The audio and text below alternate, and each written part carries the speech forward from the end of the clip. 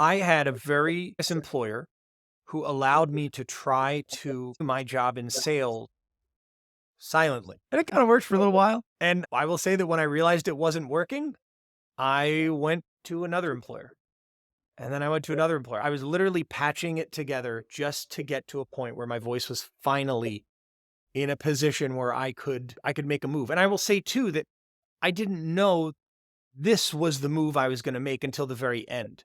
So this journey started in 2015. I was in a sales role for an insurance brokerage.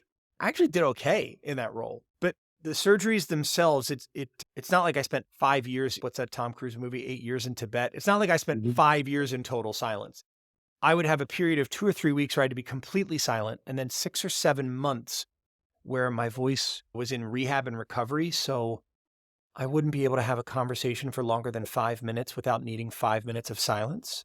And then 10 Okay. minutes and 10 minutes of silence, then 15 minutes and 10 minutes of silence. And then so working my way up to 40-minute conversation and then 15 minutes of silence. But all of that pulled me out of, I couldn't go to sporting events. I couldn't network. I couldn't do the things outside of making cold calls and sending emails that you really need to be successful in the industry that I was in. And so I didn't have a plan B, and piano bar wasn't an option at the point. So when I realized that, hey, they're catching on that I'm not going to make this, I'm not going to be able to make this work, I went on to the next one. And then if those employers are listening, I'm sorry. I am. But that got me here.